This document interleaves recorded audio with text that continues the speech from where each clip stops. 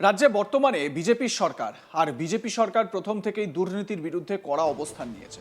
এবার পূর্ব বর্ধমান জেলা পরিষদে বিগত 15 বছরে কোটি কোটি টাকা দুর্নীতি ও প্রতারণার বিস্ফোরক অভিযোগ তুলে সরব হলেন বিজেপি বিধায়ক ও বিজেপি জেলা সভাপতি। জেলা পরিষদে গিয়ে দায়িত্বপ্রাপ্ত অতিরিক্ত জেলাশাসক প্রতীক সিং এর হাতে তারা দুর্নীতি সুনির্দিষ্ট তথ্য নথিপত্র তুলে দিয়েছেন বলেও জানান বিজেপি নেতৃত্ব। এই ঘটনার তদন্ত দোষীদের কঠোর শাস্তির দাবিও জানিয়েছেন তারা। অভিযুক্তদের তালিকায় রয়েছেন জেলা পরিষদের সভাধিপতি শ্যামাপ্রসন্ন লোহার, সহসভাধিপতি গার্গী নাহা সহ শিক্ষা কর্মাধ্যক্ষ শান্তনু কোনার এবং প্রাক্তন এডিএম জেলা পরিষদ শুভলক্ষ্মী বসু। বিধায়ক তাদের ডাকাত বলে অভিহিত করেন, বলেন জেলা পরিষদে একই প্রজেক্ট ঘুরিয়ে ফিরিয়ে বারবার দেখিয়ে টাকা তোলা হয়েছে, কাজেই দুর্নীতি হয়েছে কোটি কোটি টাকার, বেশি হয়েছে রাস্তায় দুর্নীতি। বিজেপি বর্ধমান সাংগঠনিক জেলা কমিটির সভাপতি অভিজিৎ তা, কাটোয়া সাংগঠনিক জেলা কমিটির সভাপতি স্মৃতিকণা বসু এবং ভাতারের বিধায়ক সৌমেন কারফার নেতৃত্বে বিজেপির একটি প্রতিনিধি দল পূর্ব বর্ধমান জেলা পরিষদে পরিদর্শনে যান। সেখানেই সাংবাদিকদের মুখোমুখি হয়ে বিজেপি বিধায়ক সৌমেন কারফা বলেন, ত্রিস্তর পঞ্চায়েতে তৃণমূলের নেতারা যারা দুর্নীতি করেছেন তারা গ্রেপ্তার হচ্ছেন। এখানেও দুর্নীতির ঘটনা আছে। প্রাক্তন এডিএম জেলা পরিষদ শুভলক্ষ্মী বসুর প্রত্যক্ষ ও পরোক্ষ মদতে কোটি কোটি টাকার দুর্নীতি হয়েছে। শুভলক্ষ্মী বসু বদলি হয়ে যাওয়ার সময় এডিএম জেলা পরিষদের অফিসিয়াল পার্মানেন্ট কর্পোরেট মোবাইল নম্বরও তিনি নিয়ে চলে যান। সেই ফোন নাম্বার ব্যবহার করে তিনি দূর থেকে জেলা পরিষদ সিন্ডিকেট চালাতেন বলে অভিযোগ বিধায়কের। তবে 4 মে ফলাফল ঘোষণার পর এই সিম তিনি বন্ধ করে দিয়েছেন বলে দাবি সৌমেন কারফার। বিজেপি বিধায়ক সৌমেন কারফা কি অভিযোগ করছেন শুনুন।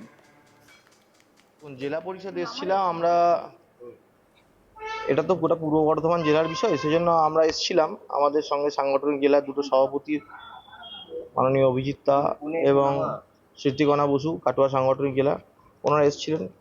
সবাই মিলে আমরা দেখলাম এখানে বহু বিষয় আছে জানা অজানা, তো অল্প কিছু সময়ের মধ্যে দিয়ে আমাদের অনেক কিছু অবজারভেশনের মধ্যে এসেছি, সেগুলো আগামী দিনে প্রকাশ্য।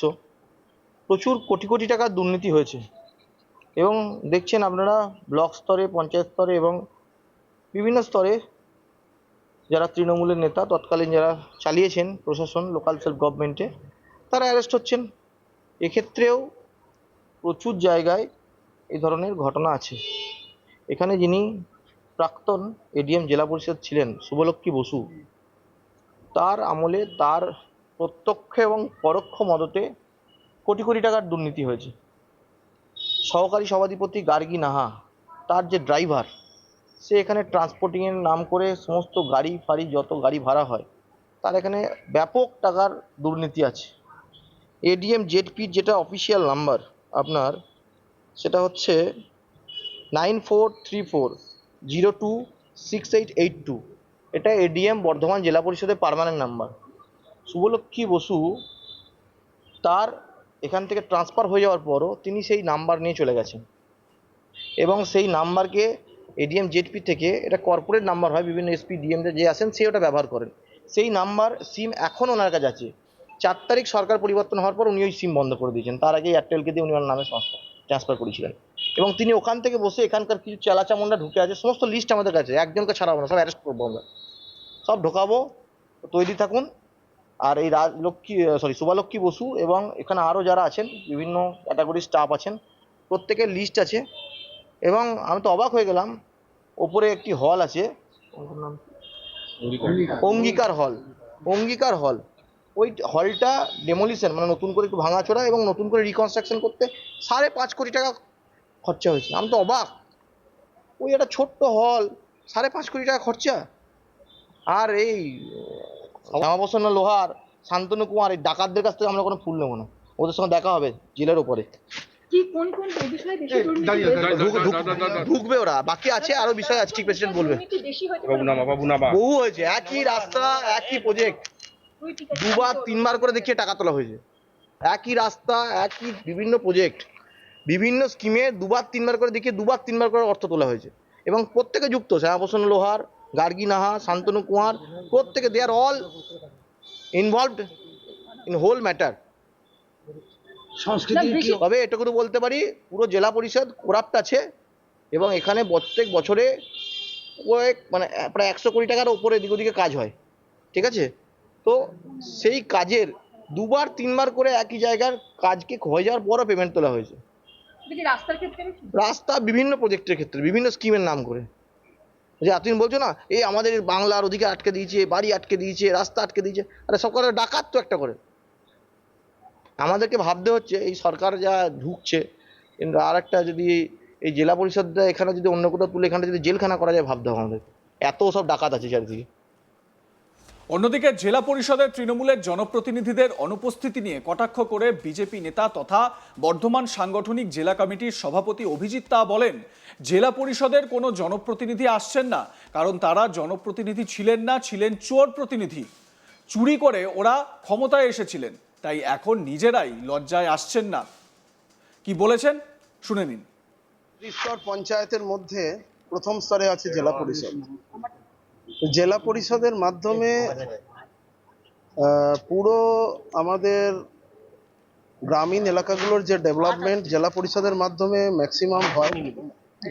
সেই ক্ষেত্রে বর্ধমান জেলা পরিষদ দীর্ঘদিন ধরে একটা প্রাতিষ্ঠানিক দুর্নীতির মধ্যে রয়েছে। আমাদের ইন্টারনাল এনকোয়ারিতে আমরা অনেক দুর্নীতি পেয়েছি। নতুন এডিএম যিনি দায়িত্ব নিয়ে এসছেন, ওনার প্রতি আমাদের অগাধ ভরসা রয়েছে। আমাদের নতুন বিজেপি শাসিত যে রাজ্য সরকার, আমাদের মাননীয় মুখ্যমন্ত্রী শুভেন্দু অধিকারী মহাশয়, তিনি খুব সুন্দরভাবে সব কিছু অবজারভেশন করছেন। আমরা দুর্নীতির চূড়ায় আছি, রেখে গেছে আমাদের এই তৃণমূল শাসিত সরকার। তো সেটাকে নির্মূল করতে হবে। খুব ভালো কথাবার্তা হলো, যিনি এডিএম আছেন উনি এখন জেলা পরিষদ ওনার টিম নিয়ে চালাবেন। কারণ জেলা পরিষদের কিছু দুর্নীতির নিদর্শন আমরা তার কাছে তুলেও দিয়ে এসেছি, সেগুলো এনকোয়ারি হবে এবং আগামী দিনে এই দুর্নীতিগ্রস্ত সমস্ত রাজকর্মচারী থেকে নেতা যারা ছিল এখনো আছে, তাদের শাস্তি হোক। জনগণের করের টাকাকে এইভাবে নষ্ট হতে দেওয়া যাবে না। আর আগামী দিনে যে সমস্ত কাজ হবে, ডেভেলপমেন্ট ওয়ার্ক হবে, সেই সমস্ত কাজের সঠিকভাবে যেন বিল হয়, সঠিকভাবে কাজ হয়, তার জন্য দেখার জন্য একটা টিম গঠন করার কথা আমরা বলেছি, সেটাও তৈরি হবে। লাইক কমেন্ট শেয়ার করতে ভুলবেন না। দেখতে থাকুন আজ তাক বাংলা। সাবস্ক্রাইব করুন ইউটিউব চ্যানেলটি।